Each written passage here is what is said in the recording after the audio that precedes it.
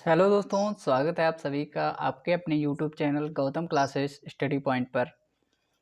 जैसा कि आप लोग देख पा रहे होंगे कि अपन ने कल की क्लास में जो किया था उसको हमने डिस्कस कर लिया था। और जो कल की क्लास रही थी उसमें अपन लोगों ने डिस्कस किया था दक्कन का पठार, मालवा का पठार और जो छोटा नागपुर का पठार है, इन सब के बारे में, शिलांग का पठार, इन सब के बारे में हमने कल जो जानकारी ली थी उसको मतलब रिवीजन के तौर पर आपको लीजिएगा और उसको देखिएगा, एक बार अच्छे से देखिए, उस पर ध्यान दीजिए। और जो मैंने बताया था उसको एक बार में अगर बिल्कुल समझ में नहीं आता है तो आप स्पीड अप करके, मतलब स्पीड को बढ़ा करके देख सकते हैं। और दोबारा अगर आप देख लेते उसको तो रिवीजन और अच्छे से हो जाएगा आपका। तो बिना देरी किए हुए आज की क्लास को स्टार्ट करते हैं। आज हमारा टॉपिक क्या है? तटवर्ती मैदान। तटवर्ती मैदान वाला इलाका, ऐसा इलाका जो क्षेत्र, ऐसा क्षेत्र जो तटीय भागों में है और जिसको नदियों के द्वारा बनाया गया है। जैसे कोई नदी प्रवाहित होती है तो अपने जो जो अपने प्रवाह के साथ में मलबा और मतलब मिट्टी के कण, गाद इकट्ठा करके ले जाती है। और जब जहाँ पर वो प्रवाहित होती है, अंतिम छोर होता है जहाँ पर उसका मुहाना होता है, वहाँ पर उसको छोड़ देती है। तो वहाँ पर जब कई सालों तक वो लगातार मतलब मलबा ला कर के इकट्ठा करती रहती है तो वहाँ पर मैदान बन जाते हैं। और वहाँ जो वो भूमि होती है काफ़ी उपजाऊ होती है। ऐसे क्षेत्रों को तटवर्ती मैदान क्षेत्र कहते हैं। ठीक है। और ये क्षेत्र आप देख पा रहे होंगे रन ऑफ कच्छ से लेकर और इधर उत्कल तट तक है। ठीक है। और कैथवार कोस्ट है, काठियावाड़ कोस्ट है, काठियावाड़ कोस्ट है। और इधर है कोक्कड़ तट, मालाबार। और इसको आप जो तमिलनाडु वाला तट है उसको कोरोमंडल कहते हैं। आंध्रा कोस्ट भी कहते हैं इसको, आंध्रा कोस्ट अलग है। और उसके बाद में आता है आपका उत्कल कोस्ट जो कि उड़ीसा में है। तो आप देख पा रहे होंगे कि पश्चिमी घाट और पूर्वी घाट, दोनों जो घाट हैं हमारे, पश्चिमी घाट और पूर्वी घाट, इससे पिछले वाले वीडियो में हमने, पिछले वाले वीडियो जो हमारा है मतलब कल की क्लास में हमने डिस्कस किया था कि जो पश्चिमी घाट है और पूर्वी घाट है उन दोनों के बारे में जानकारी क्या कुछ रही थी उसके बारे में जाना था। आज जो है उसके डिफरेंस के भी बारे में अगर हमें टाइम मिल गया तो उसके बाद डिफरेंस के भी बारे में हम जान लेंगे। ठीक है। तो जो पश्चिमी घाट की नदियां हैं वो अपने मलबा, गाद जो भी इकट्ठा करके लाई थी तो वो जो पश्चिमी घाट की नदियां हैं अरब सागर की ओर छोड़ती हैं। जो पूर्वी घाट की नदियां हैं पूर्वी घाट की ओर प्रवाहित होती हैं, पूर्व की ओर प्रवाहित होती हैं। वो सभी नदियां पूर्वी घाट के मैदानी क्षेत्र, जो तटीय मैदानी क्षेत्र उसका निर्माण करती हैं। ठीक। उसके बाद में अब आप देखेंगे कि इसके बारे में क्या कुछ जानकारियां हैं उसके बारे में हम जानते हैं। तटवर्ती मैदान भारत के तटीय क्षेत्रों में सक्रिय पेटी में स्थित जलोढ़ निर्मित क्षेत्र है। जो ये निर्मित है जलोढ़ मृदा के क्षेत्र हैं, क्योंकि नदियां जो भी मृदा लेकर के जाती हैं ना, जैसे उत्तर प्रदेश में जलोढ़ मृदा का जो गंगा का मैदान है पूरा जलोढ़ मृदा पाई जाती है। ठीक है। तो जो गंगा ने प्रवाहित करके अपने जल के साथ गाद और मिट्टी जो भी इकट्ठा करके लाई, मलबा, वो सब धीरे धीरे छोड़ते हुए गई। और जब छोड़ते हुए गई तो यहाँ पर मैदानी इलाका बस मतलब बन गया। ऐसे ही ठीक इसी प्रकार बांग्लादेश में, जब बांग्लादेश को हम देखते हैं तो वो सबसे उपजाऊ भूमि वहाँ पर पाई जाती है, क्योंकि यहाँ पर दोनों नदियाँ गंगा और ब्रह्मपुत्रा अपना ला करके क्या, यहाँ पर मलबा और ये जितना भी उसका इकट्ठा होता है गाद, वो इकट्ठा कर देती हैं ला करके। और ये जो जलोढ़ मृदा से निर्मित क्षेत्र होता है वो काफ़ी उपजाऊ होता है, यहाँ पर कृषि बेहतर होती है। और इस जो तटवर्ती मैदान का इलाका, इसका निर्माण कब हुआ है? प्लेस्टोसीन युग में, प्लेस्टोसीन युग से लेकर के होलोसीन युग तक हुआ है। ठीक है। नदियों द्वारा लाए गए जलोढ़कों अर्थात निक्षेपों के जलोढ़क, जो जलोढ़क क्या होता है? नदियाँ जो धीरे धीरे कण होता है, जैसे एक बड़ा सा मतलब पत्थर का टुकड़ा या मिट्टी का टुकड़ा बड़ा सा ले लीजिए आप, और वो एकदम ठोस है। वो धीरे-धीरे नदी में जब प्रवाहित होता है तो कहीं इधर गिरता है, इधर गिरता है, इधर गिरता है। गिरने के साथ-साथ में वो टूटता रहता है, धीरे-धीरे, धीरे-धीरे टूटता रहता है। तो वो क्या होता है, जलोढ़क, एक जलोढ़ मिट्टी का जो निक्षेप होता है और उसके उसके अंदर सभी निक्षेप होते हैं और धीरे-धीरे, धीरे-धीरे वो टूटकर क्या बन जाता है, जलोढ़ मृदा में परिवर्तित हो जाता है। साथ ही समुद्री तरंगों द्वारा अपरदन की प्रक्रिया एवं निक्षेपण का भी इनके विकास में योगदान है। ठीक।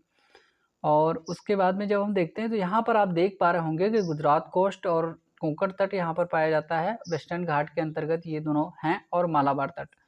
और जो पूर्वी घाट है आपका, इसके अंतर्गत कोरोमंडल तट और ईस्टर्न कोस्ट और नॉर्दर्न कोस्ट, जिसको मतलब उत्कल तट कहते हैं, और आंध्रा तट। ठीक है, ये सब पाए जाते हैं। पश्चिमी तटीय मैदान का जो इलाका है उसके बारे में जानेंगे। तो पश्चिमी तटीय मैदान के क्षेत्र के बारे में जानते हैं हम। गुजरात से लेकर कन्याकुमारी तक पाया जाता है ये। इसकी औसत चौड़ाई कितनी है, 30 से 40 किलोमीटर पाई जाती है। और सबसे अधिक चौड़ाई नर्मदा और तापी नदी के मुहाने पर इसकी पाई जाती है। ठीक है, नर्मदा और तापी के मुहाने के पास गुजरात के काठियावाड़ मैदान में लगभग 80 से 100 किलोमीटर तक, 80 से कितना, 100 किलोमीटर तक चौड़ा है ये। कहाँ पर, जहाँ पर नर्मदा और ताप्ती नदियाँ, मतलब जो पूर्व से पश्चिम की ओर जो दोनों नदियाँ आती हैं, नर्मदा और ताप्ती, इनका जो जहाँ पर निक्षेप है, मतलब काफ़ी बड़ी मात्रा में भ्रंश घाटियों में बहने वाली नदियाँ हैं, इसलिए यहाँ पर क्या है, इसकी चौड़ाई अधिक हो गई है, 80 से 100 किलोमीटर। वैसे 30 से 40 किलोमीटर ही इसकी प्रमुख रूप से चौड़ाई है। इसका कारण नर्मदा व ताप्ती द्वारा अपेक्षाकृत अधिक मलबों का निक्षेप करना तथा काठियावाड़ के तटीय क्षेत्र में पर्वत का तट से दूर स्थित होना है। क्योंकि नर्मदा और ताप्ती जो नदियां हैं, अधिक मलबा के क्षेत्र से होकर गुजरती हैं। जो एमपी का जो क्षेत्र है, जो प्रमुख रूप से यहाँ पर जो मलबे का मतलब काफ़ी मात्रा में यहाँ पर मृदा कटाव होता है। अपक्षय जो होता है काफ़ी मात्रा में नदियाँ मतलब ठीक-ठाक मात्रा में कर लेती हैं। इसीलिए यहाँ पर होता क्या है, और काठियावाड़ के तटीय क्षेत्र में पर्वत का तट से दूर स्थित होना, क्योंकि यहाँ पर जो काठियावाड़ का जो क्षेत्र है, गुजरात का काठियावाड़, वहाँ का जो क्षेत्र है वो काफ़ी दूर स्थित है मतलब इस नदी के मुहाने से। इसीलिए वो दूर तक मतलब विस्तृत हो गया है। नदी की जो धारा आती है तेज़ी से आती है तो दूर तक जो मलबा होता है उसको दूर तक प्रवाहित करके ले जाती है। पश्चिमी तटीय मैदान की जो चौड़ाई के कम होने के प्रमुख कारण यहाँ की छोटी नदियों का गिरना है। यहाँ पर जो छोटी-छोटी नदियाँ होती हैं, क्योंकि इसका जो ढाल है ना, पश्चिमी घाट का ढाल, वो तीव्र गति से है। इसीलिए नदियाँ आती हैं तो स्पीड में, मतलब जो अपना जल होती हैं तो तीव्र गति से गिरा देती हैं। इसीलिए एस्चुअरी का निर्माण करती हैं, ना कि यहाँ पर डेल्टा का निर्माण होता है। ठीक है, पश्चिमी घाट की नदियों के द्वारा। पश्चिमी तटीय मैदान की चौड़ाई कम होने के कारण यहाँ की नदियाँ छोटी हैं। और मैदान देखिए, जब वो नदियाँ ऊंचाई से निकलती हैं तो मतलब काफ़ी ऊंचाई से निकलेंगी तो बहुत ज़्यादा दूर तक प्रवाहित हो नहीं पाएंगी। तीव्र गति से निकलती हैं तो ढाल का निर्माण होता है, इसीलिए एस्चुअरी का निर्माण होता है। अगर डेल्टा का निर्माण होता तो यहाँ पर इसकी मैदान की चौड़ाई क्या होती, अधिक होती। इसीलिए जब डेल्टा का निर्माण नहीं होता, एस्चुअरी का निर्माण होता है, तो इसीलिए यहाँ पर निक्षेप बहुत कम मात्रा में आते हैं, इसलिए मैदानी इलाका कम है और इसीलिए इसकी चौड़ाई भी क्या है, कम है। देखिए, किसी न किसी मतलब कारण, मतलब वो कोई न कोई प्रश्न के पीछे उसका कारण होता है और वो कारण ही जिम्मेदार होता है उस कर्तव्य मतलब कार्य के लिए। तो कार्य और कारण, ये दोनों जानना बहुत आवश्यक है कि मतलब उसके पीछे का कारण क्या है। ठीक है, पश्चिमी घाट के पश्चिमी क्षेत्र से निकलने वाली नदियाँ अपेक्षाकृत छोटी एवं तीव्र वेग से एस्चुअरी का निर्माण करती हैं। ठीक है, इसको मैंने पहले आपको बता दिया। फलस्वरूप यहाँ अधिक मलबों का निक्षेप नहीं हो पाता है। पश्चिमी घाट पर्वतीय क्षेत्र तट के किनारे तीव्र ढाल वाला क्षेत्र है। इस कारण भी पश्चिमी तटवर्ती मैदानों की चौड़ाई कम है। देखिए, पश्चिमी घाट पर्वतीय क्षेत्र तट के किनारे तीव्र ढाल वाला क्षेत्र, जहाँ पर नदियाँ अपना मुहाना बनाती है ना, वहाँ पर एक्चुअली बनती है एस्चुअरी। जहाँ पर तीव्र गति से नदी अपना प्रवाहित करते हुए, अगर मतलब बहुत तीव्र ढाल है तो प्रवाहित करते हुए जल क्या करती है, मिट्टी को समेट ही नहीं पाती है, इकट्ठा ही नहीं कर पाती है, वो तेजी से प्रवाहित होती है और समुद्र में चली जाती है लहरों के द्वारा। ठीक, तो वहाँ पर इकट्ठा हो ही नहीं पा रही। जब मृदा नहीं इकट्ठा हो पाएगी तो डेल्टा का निर्माण नहीं होगा। डेल्टा जब बनेगा नहीं, जो वहाँ पर मृदा जो जमाव नहीं होगा, तो फिर मैदानी इलाका बनना मुश्किल होगा।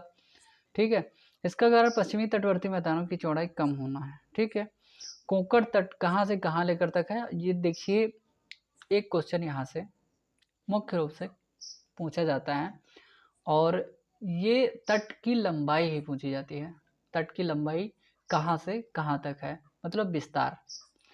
तो कोंकण तट है, कोंकण तट गुजरात से लेकर गोवा तक पाया जाता है। कोंकण तट। कन्नड़ तट है, गोवा से लेकर कर्नाटक तक, गोवा टू कर्नाटक।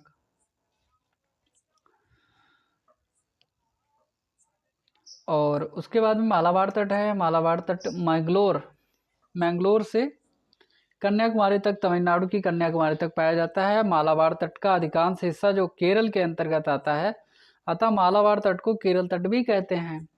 ठीक है, और मालाबार तट पर अनेक लैगून झीलें पाई जाती हैं मालाबार तट पर, और इसीलिए अभी एक झील जो थी केरल की चर्चा में रही थी, तो उसके बारे में हमने जानकारी वहाँ पर जुटाई थी।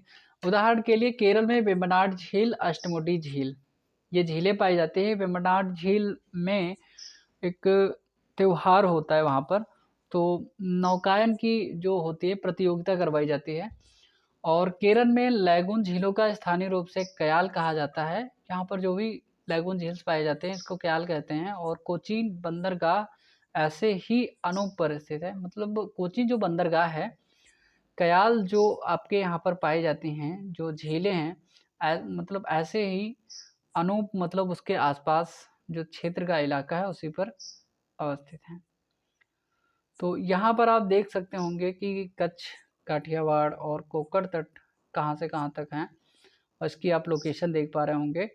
और उसके बाद में मालाबार तट है, उसके बाद में कैप कोमोरिन है, और कैप कैमोरिन के आगे है आपका कोरोमंडल तट, और कोरोमंडल तट के आगे है नॉर्दर्न सरकार, और मतलब उत्तरी सरकार। उसके बाद में है उत्कल प्लेन, जिसको कहते हैं उत्कल तट।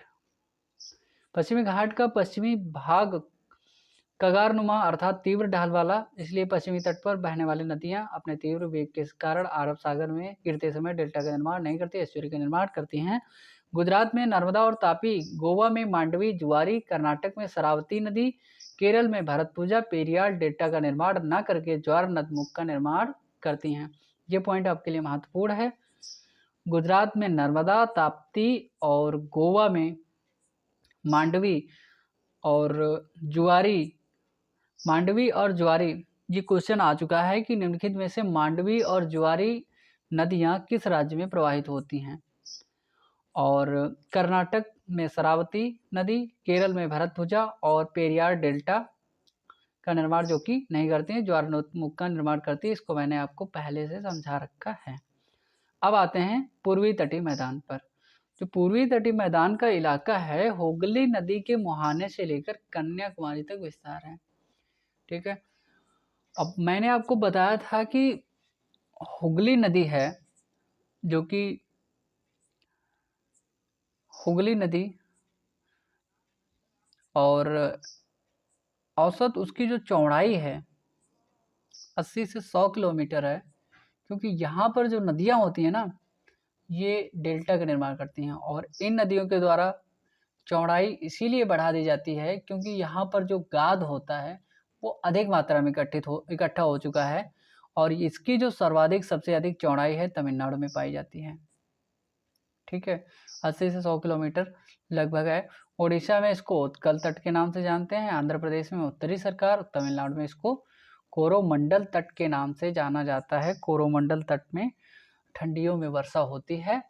और अच्छा, इसका कारण आपको हम बता देते हैं कि मतलब तमिलनाडु में और आंध्रा के इलाकों में ठंडियों में वर्षा होती क्यों है। देखिए, मुख्य रूप से वर्षा जो भारत के क्षेत्र में होती है, प्रमुख इलाकों में हमारा जो दक्षिण पूर्वी मानसून है उसी से होती है। दक्षिण पश्चिमी मानसून से। तो दक्षिण पश्चिमी मानसून जब यहाँ से स्टार्ट होता है तो केरल और केरल तट से स्टार्ट होकर के मतलब सीधे मतलब प्रवेश करता है जून में, 17 जून के आसपास, और मई से ही स्टार्ट हो जाता है, और उसके बाद में 17 जून के आसपास महाराष्ट्र, मध्य प्रदेश, और उसके बाद में जैसे जैसे दिन बढ़ते जाते हैं वैसे वैसे ये मानसून आगे बढ़ता जाता है। और ये जो पश्चिमी जो आपका कोरोमंडल क्षेत्र है, जो आप देख पा रहे होंगे कोरोमंडल कोस्ट, कोरोमंडल का जो क्षेत्र है ये इसके पड़ जाता है कैसे, एकदम सामने पड़ जाता है। जैसे आपके यहाँ पर कोई एक बड़ी सी मतलब चट्टान हो या चोटी हो, और ये जो इलाका है कोरोमंडल का जो क्षेत्र है ये इसके पश्चिमी भाग में मतलब पड़ जाता है, इसके सीध में पड़ जाता है। तो सीधे चलते हुए यहाँ पर बादल जो होते हैं टकरा नहीं पाते हैं, और टकरा ना पाने के कारण यहाँ पर वर्षा नहीं होती है। और जैसे ही बादल देखिए टकराते जब ही हैं, मेघालय में वर्षा सबसे ज़्यादा क्यों होती है, क्योंकि वहाँ पर जो पहाड़ियाँ हैं ना चारों ओर से घिरी हुई हैं, और जो चेरापूंजी का इलाका है वो चारों ओर से घिरा हुआ है। जो बादल होते हैं उसमें टकराते हैं, टकरा करके खूब ज़्यादा घनघोर बारिश करते हैं वहाँ पर। और ये जो होता है यहाँ पर टकराने वाला कोई इलाका है ही नहीं, ये सीध में निकल जाता है। जैसे समांतर क्रम में जैसे निकालते हैं हम इसको, ठीक है, समांतर क्रम में निकालते हैं, तो सीधा अगर निकल जाएगा तो वो टकरा पाएगा नहीं, मानसून अगर टकराएगा नहीं तो वर्षा होगी नहीं, सिंपल सी बात है, इसीलिए यहाँ पर वर्षा नहीं हो पाती है। पूर्वी तटीय मैदान में भी कुछ लैगून झीलें हैं, ओडिशा में चिल्का झील प्रमुख उदाहरण है, आंध्र प्रदेश में पुलिकट झील जो कि तमिलनाडु और आंध्र प्रदेश के मध्य में मतलब सीमावर्ती क्षेत्र में पाई जाती है। पुलिकट झील तमिलनाडु और आंध्र प्रदेश की सीमा पर स्थित है।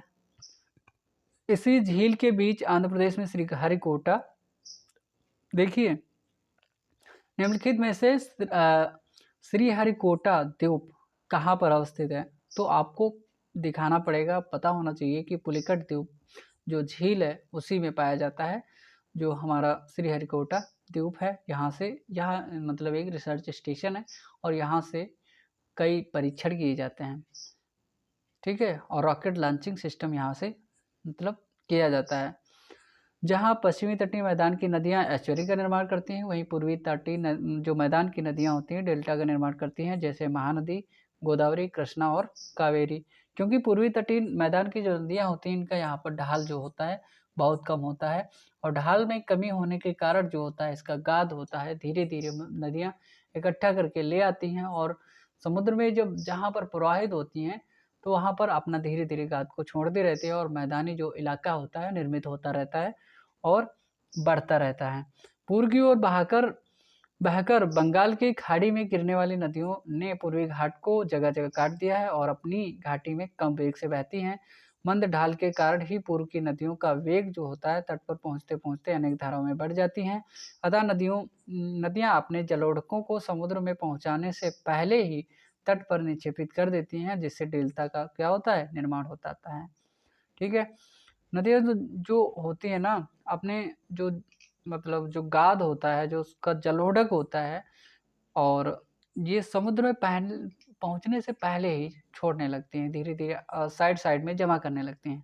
तो जैसे जैसे जमा करती हुई चलती हैं तो मैदानी भाग का निर्माण क्या होता है होता रहता है। डेल्टा की विशेषता होती है कि धीरे धीरे समुद्र की ओर बढ़ता है। वही मैंने आपको बताया, जब धीरे धीरे छोड़ती चलती हैं तो धीरे धीरे मैदान या डेल्टा का निर्माण होता है। इस प्रकार पूर्वी तट का निर्माण कई नदियों के डेल्टा क्षेत्रों से मिलकर हुआ है, और इसलिए इसको जलोढ़ निक्षेप का क्षेत्र कहा जाता है। इस जलोढ़ निक्षेप में नदियां प्रतिवर्ष उपजाऊ मिट्टियां बहाकर लाती हैं। यही कारण है कि पूर्वी तटीय मैदान बहुत ही उपजाऊ है। जो पूर्वी तटीय मैदान का विस्तार है अधिक होने के कारण यहाँ पर कृषि हेतु बहुत ही उपयुक्त है। पश्चिमी तट की तुलना में अधिक जनसंख्या यहाँ पर मिलती है। अच्छा, जो पश्चिमी तट है, पश्चिमी घाट है, उस क्षेत्र की जो जनसंख्या है उसकी अपेक्षा पूर्वी घाट की जो जनसंख्या है, यहाँ पर मैदानी क्षेत्र अधिक होने के कारण भी मतलब ये भी एक फैक्टर हो सकता है कि यहाँ पर मैदान अधिक पाया जाता है, इसलिए तटवर्ती इलाके में यहाँ पर जनसंख्या क्या है अधिक है। तमिलनाडु के कोरोमंडल तट को दक्षिण भारत का अन्न भंडार कहा जाता है। पूर्वी तटीय मैदान की जो औसत चौड़ाई है 80 से 100 किलोमीटर है, आपको बता चुके हैं। पूर्वी तटीय मैदान की अधिक चौड़ाई का कारण प्रायद्वीपीय पठार की बड़ी नदियों का प्रवाहित होना तथा डेल्टा का बनाना है। महानदी गोदावरी, कृष्णा, कावेरी जैसी बड़ी नदियां अपने साथ बड़ी मात्रा में मलबा लाती हैं, जिनके निक्षेप से पूर्वी तटीय जो मैदान के रूप में चौड़े, विस्तृत और मैदान की उत्पत्ति हुई है। क्योंकि यहाँ पर जो नदियाँ हैं, बड़ी-बड़ी नदियाँ होती हैं और बड़ी-बड़ी नदियों में अधिक ज़्यादा से ज़्यादा गाद और मलबा इकट्ठा होता है और वो प्रवाहित करके ले आती हैं और ज़्यादा बड़े चौड़े मतलब अधिक उपजाऊ वाले मैदान का निर्माण कर देती हैं नदियाँ। इसके अलावा प्रायद्वीपीय पठार का ढाल दक्षिण पूर्व की ओर है। अब आपसे ऐसा क्वेश्चन किया जा सकता है कि निम्नलिखित में से प्रायद्वीपीय पठार का ढाल किस ओर है, या स्टेटमेंट के रूप में पूछा जा सकता है कि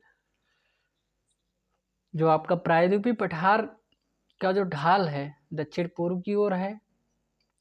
ठीक है, ऐसा स्टेटमेंट में दिया जा सकता है यूपीपीसीएस या सिविल सेवा में। इस कारण पश्चिमी घाट के पश्चिमी भाग तथा सतपुड़ा के महादेव व मैकाल पहाड़ियों से निकलने वाली नदियों का प्रवाह क्यों होता है, मतलब पूर्व की ओर इसीलिए होता है क्योंकि इसका जो प्रवाह है दक्षिण पूर्व की ओर, मतलब इसका ढाल ही है और ढाल जिधर होगा नदियाँ भी उधर की ओर ही प्रवाहित होंगी। पूर्वी घाट की ओर ढाल अपेक्षाकृत मंद है, जिस कारण नदियाँ व्यापक पैमाने पर मलबे का निक्षेप करती हैं। फलस्वरूप पूर्वी तटीय मैदान अपेक्षाकृत अधिक चौड़ा है। इसके अलावा पूर्वी घाट तट से थोड़ी दूरी पर एक अपर्दित पर्वत है, अर्थात पूर्वी घाट का तीव्र अपरदन हुआ है, जो इसकी चौड़ाई में वृद्धि का प्रमुख कारण है। इस प्रकार पूर्वी तटीय मैदान की चौड़ाई कई कारकों से निर्धारित होती है। ठीक है, इम्पोर्टेंस ऑफ कोस्टल प्लेन, जो इनका महत्व है उसको थोड़ा सा जान लेते हैं। द इंडो गैंगेटिक प्लेन है, द पेनिनसुलर इंडिया प्लेटू है, कोस्टल प्लेन्स है, ईस्टर्न घाट्स है और वेस्टर्न घाट्स यहाँ पर दिखाया गया है। माउंट एवरेस्ट को भी यहाँ पर दिखाया गया है। जो पूर्वी तथा पश्चिमी तट पर उपजाऊ और चौड़े मैदानों में क्या होता है, चावल, गन्ना और नारियल की जो यहाँ पर खेती होती है ना, बेहतर और व्यापक रूप में पाई जाती है, यहाँ पर होती है। नारियल, काजू, सुपारी, रबर और गरम मसाले, अगरी, लेमन, घास और उष्णकटिबंधीय फल, ताड़ के कुंज यहाँ पर पाए जाते हैं। नारियल की जटाओं से विभिन्न प्रकार की वस्तुएं बनाना इन तटों पर मुख्य उद्योग है।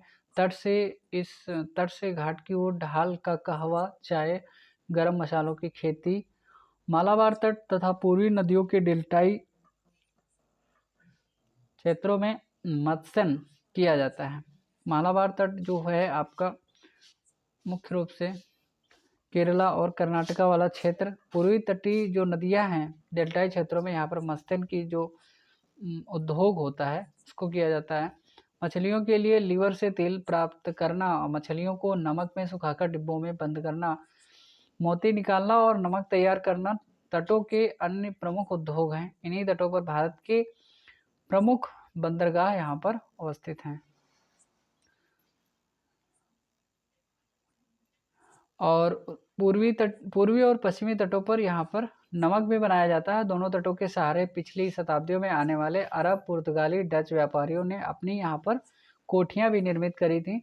मदुरई, तंजावुर और कांचीपुरम, रामेश्वरम, धनुषकोडी इत्यादि जो प्राचीन भारतीय संस्कृति के चिन्ह भवनों के रूप में मिलते हैं, यहाँ पर मतलब कई सारे भवन पाए जाते हैं। और स्वास्थ्य की दृष्टि से एवं पर्यटन की दृष्टि से भी इनमें ये तट अत्यंत प्रसिद्ध हैं। पश्चिमी और पूर्वी घाट में हम अंतर देख लेते हैं। तो इसके बारे में थोड़ा सा जानकारी देखेंगे हम कि पश्चिमी घाट और पूर्वी घाट में मुख्य अंतर क्या है। पश्चिमी घाट पश्चिमी तट के समानांतर है। तापी नदी से लेकर जो आपकी ताप्ती नदी है, गुजरात के पास मुहाना बनाती है गुजरात में, और ताप्ती नदी है, ताप्ती नदी से लेकर के कन्याकुमारी जो तमिलनाडु का इलाका है वहाँ तक पाया जाता है पश्चिमी घाट। औसत ऊंचाई इसकी 900 से 1100 मीटर है। जो औसत चौड़ाई है 50 से 80 किलोमीटर की है। और कगारनुमा केवल दर्रों के माध्यम से ही यहाँ पर पास पाया जा सकता है कि यहाँ पर जो दर्रे होते हैं वो रास्ते का जो कार्य होता है वो करते हैं। कगारनुमा केवल दर्रों के माध्यम से ही पार होता है। प्रायद्वीपीय पठार में बहने वाली बड़ी नदियों का स्रोत है ये। अरब सागर से आने वाली दक्षिण पश्चिमी मानसून पवनों के लगभग लंबवत, जिससे पश्चिमी तटीय मैदान में भारी वर्षा होती है। जो दक्षिण पश्चिमी मानसून है वो क्या होता है, पश्चिमी घाट से टकराता है और खूब घनघोर वर्षा करता है। पूर्वी घाट के बारे में जानते हैं तो पूर्वी तट के समानांतर है पूर्वी घाट, और ओडिशा से लेकर के नीलगिरी की पहाड़ियाँ जो होती हैं वहाँ तक ये फैलाव रखता है अपना। औसत ऊंचाई इसकी 600 मीटर है और औसत चौड़ाई इसकी 100 से लेकर 200 किलोमीटर तक पाई जाती है, जो कि आपको मैंने बताया कि तमिलनाडु में सबसे ज़्यादा इसकी चौड़ाई क्या होती पाई जाती है। बड़ी नदियों द्वारा कई भागों में विभक्त किया गया है इसको, और किसी नदी का उद्गम नहीं है ये। बंगाल की खाड़ी से आने वाली दक्षिण पश्चिमी मानसून के लगभग समानांतर है, इसलिए अधिक वर्षा यहाँ पर नहीं होती है। ठीक है, ये समानांतर है, मैंने आपको बताया था। पश्चिमी तथा पूर्वी तटीय मैदान में अंतर हम थोड़ा सा देख लेते हैं। पश्चिमी तटीय मैदान पश्चिमी घाट तथा अरब सागर के तट के मध्य में अवस्थित है। ठीक है, जो पश्चिमी घाट है, पश्चिमी घाट जो पर्वतीय इलाका है, पर्वतीय इलाके और जो जलीय इलाका है वहाँ पर अरब सागर का क्षेत्र, उन दोनों के मध्य में अवस्थित है क्या, पश्चिमी तटीय मैदान। और एक सकरा मैदान जिसकी चौड़ाई लगभग 64 किलोमीटर होती है, बहुत ज़्यादा नहीं है। कई छोटी एवं तीव्रगामी नदियाँ जो डेल्टा बनाने में असमर्थ हैं और एस्चुअरी का निर्माण करती हैं। दक्षिण भाग में अनेक लैगून झीलें पाई जाती हैं, अधिक कटाफटा भाग, अतः यहाँ पर अधिक बंदरगाह निर्माण करने का जो संसाधन है, मतलब एक तरह से साधन है, उपलब्ध हो सकता है। मतलब यहाँ पर बंदरगाहों का निर्माण किया जा सकता है। पूर्वी तटीय मैदान के बारे में जानते हैं। पूर्वी तटीय मैदान जो पूर्वी घाट है तथा बंगाल की खाड़ी दोनों के मध्य में अवस्थित है और अपेक्षाकृत चौड़ा भी है ये मैदान। औसत चौड़ाई इसकी 80 से 100 किलोमीटर है। महानदी गोदावरी, कृष्णा, कावेरी जैसी बड़ी नदियों के डेल्टा भी यहाँ पर निर्मित होते हैं। यहाँ पर लैगून झीलों की मात्रा जो होती है कम पाई जाती है और कटाफटा अतः कम बंदरगाह का निर्माण किया जा सकता है यहाँ पर। मतलब विशेष तौर पर बहुत ज़्यादा बंदरगाहों का निर्माण कम ही किया जाता है। विशाखापट्टनम जैसे कुछ बंदरगाह यहाँ पर हैं। और उसके बाद में आपका आता है भारतीय द्वीप। तो भारतीय द्वीप की चर्चा हम अगली क्लास में अपन लोग करेंगे। तो भारतीय द्वीपों के बारे में अगली क्लास में आपको मैं बताऊंगा। कुल जो आपके 247 द्वीप हैं उनके बारे में जो मुख्य बिंदु होंगे, मुख्य जो होंगे उनके बारे में हम चर्चा करेंगे। बाकी आप क्लास को देखते रहिए, रिवीजन करते रहिए, इसके साथ साथ में अपनी पढ़ाई भी जारी रखिए। खुश रहिए, मस्त रहिए और स्टडी को आगे बढ़ाते रहिए और हमें भी सपोर्ट करते रहिए। धन्यवाद, नमस्कार।